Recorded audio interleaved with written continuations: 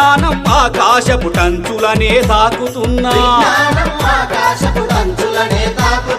అంధకార పాతాళానికెందుకు దిగజారుడన్నా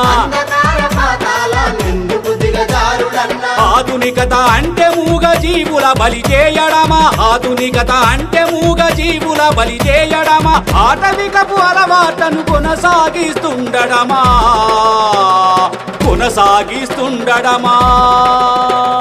మహాకరుణ యాత్ర ఇది మహాకరుణ యాత్ర జీవులపై చైతన్యం కలిగించే యాత్ర